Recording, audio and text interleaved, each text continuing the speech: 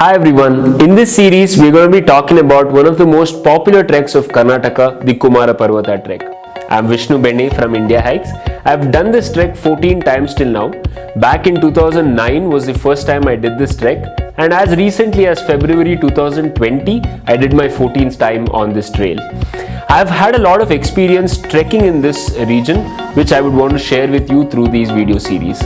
For more such videos about treks, hit subscribe and click on the bell icon next to it to get notified of our videos.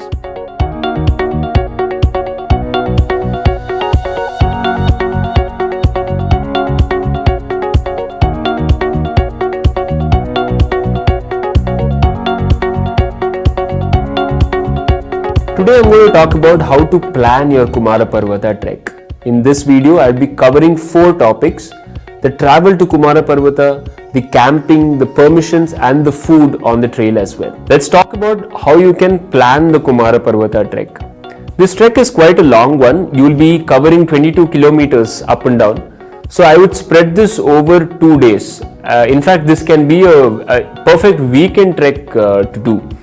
So what you can do is start from Bangalore on a Friday night, reach Kukke Subramanya, which is the base for the Kumara Parvata trek, in the morning. Trek the forest section until you reach the forest office itself. Once you reach the forest office, you can camp there, and the next day, in fact that is the Sunday, you can go up to the summit and come all the way down to Kukke. Sunday night you can take a bus from Kukke Subramanya to Bangalore. You would reach early morning on a Monday. So this would be an ideal way to plan the Kumara Parvata trek. So let's talk about travel from Bangalore to Kukke Subramanya, which is the base for the Kumara Parvata trek. It's a total of 281 kilometers. You would need around 6.5 to 7 hours of travel by road. You can find a lot of buses coming from Bangalore to Kukke. A lot of government buses from KSRTC, good Volvos, and there are private ones as well that are moving towards Kukke. Later by 10:30 in the night you can take a bus. I think that would be an ideal time. You'd reach Kukke at 5:30 in the morning on Saturday. This would be an ideal time for you because you still got time to freshen up, go have breakfast and start the trek by 6 a.m. As soon as possible I would want to start the trek, and this bus journey from Bangalore to Kukke 10:30 in the night to 5 a.m. would be an ideal bus for you to take. Let's talk about camping on the Kumara Parvata trek.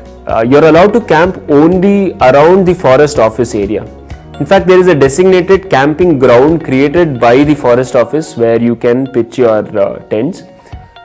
Beyond the forest office, the trail which leads to the summit, you are not allowed to carry any of your camping gear. So what they do is they have a couple of rooms where you can keep your camping equipment, your extra luggage as well. The forest office is going to take care of that. You can just go towards the summit carrying bare minimum things with you, just a day pack with 2 1-liter bottles, a raincoat, a sun cap and some snacks, and these are the things that would come in handy when you are trekking. Another thing, if you do not have a tent with you but you still want to have that camping experience, at the Kukke base, the Kukke Subramanya town, there are 2 shops that have started renting tents out. You can choose that option as well. Speaking about the permissions that you need for the Kumara Parvata trek, beyond the forest office you cannot trek towards the summit without taking a permission from the forest department. They charge you 350 rupees per person. They're going to make a note of your name, your phone number, your address as well in their logbook, and they're going to give you the receipt for the same. One more thing that you have to remember is they are collecting rupees 100 to 1000 as a deposit money depending on the number of plastic that you have in your backpack. That is, if you're carrying biscuits with you or snack packets or any plastic item that you have in your backpack, they are going to count all of that, make a note of that as well in the logbook, and charge you based on the amount of plastic that you have. So the more the plastic, more deposit that you would be paying. This is a good initiative that they are trying to reduce the waste on the trail. So I would recommend that you take as less as possible and trek sustainably. This brings me to my next topic, the food on the Kumara Parvata trek. As soon as you reach Kukke, right in the main temple road, both on the right and the left, you can find two hotels. On the left, you have the Neo Mysore Cafe, and on the right, you have the Kumara Krupa Hotel. Both of these hotels are open at 5 a.m. in the morning, which is a blessing because you can quickly finish your breakfast, start the trek by 6 a.m. Try the veg palav at the Kumara Krupa Hotel. It's quite filling and tasty as well. Don't forget to fill your water bottles while you're having breakfast. On the trek, you're not going to find a clean water source, at least for the first section. So carry 2 1-liter bottles per person and make sure you fill them while you're having breakfast.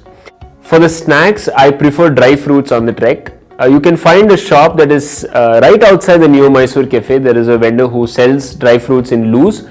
Carry your own box from home to fill all of these snack or the dry fruits in that, and this will help you reduce the amount of plastic that you're carrying on the trail as well. Speaking about the food while you're on the Kumara Parvata trail, Bhattara Mane or the Bhatta's house is the only source of food for you when you're on the trek. Bhatta's house is very close to the forest office. In fact, while you are trekking, you can find his house on the left as soon as you cross the forest section. And then the trail leads up to the forest department. Bhatta prepares basic food for trekkers as the breakfast, lunch and dinner.